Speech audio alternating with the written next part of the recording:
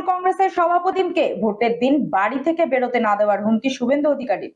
আগামী 25শে মে বাঁকুড়ায় ভোট গ্রহণ প্রক্রিয়া অনুষ্ঠিত হবে। তার আগেই বুধবার বাঁকুড়া জেলার বালশিতে বিজেপির একটি সভাতে উপস্থিত হন রাজ্যের বিরোধী দলের নেতা শুভেন্দু অধিকারী।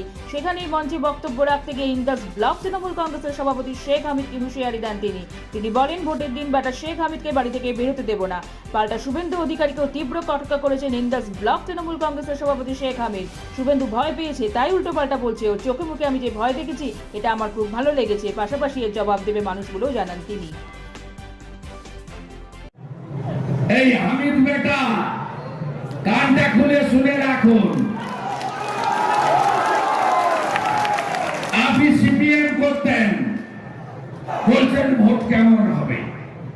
মুর্শিদাবাদে কালকে ভোট যেমন হয়েছে ঠিক তেমন হবে। হামিদকে বাড়ি থেকে বেরোতে দেব না।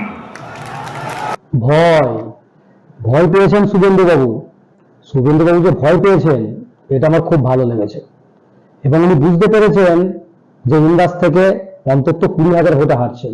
তো এই ভয়টা অবশ্যই আমার ভালো লেগেছে। আর এখন ক্ষমতা নেই, কোথাও কিছু নেই, দুটো আসন নেই, সেই জায়গায় দাঁড়িয়ে আজকে যদি এরকম ভাবে বলে কাউকে ঘর থেকে বেরোতে দেব না, বাংলার মানুষ বিচার করবে তারা ক্ষমতা এলে কি করবে। এর জবাব মানুষ ব্যালট বক্সে দিয়ে দেবে। শুনুন, ওনার কোনো লেভেল নেই, উনি রাজ্যের কোনো লিডারই না। উনার এক কথায়, উনি তো শুভেন্দু অধিকারী না, উনি হুমকি অধিকারী।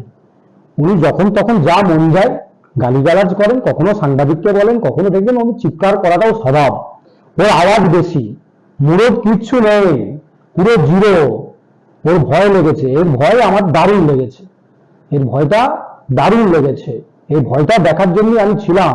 ওর চোখে মুখে যে ভয় আমি দেখেছি, যথার্থ, খুব ভালো লেগেছে।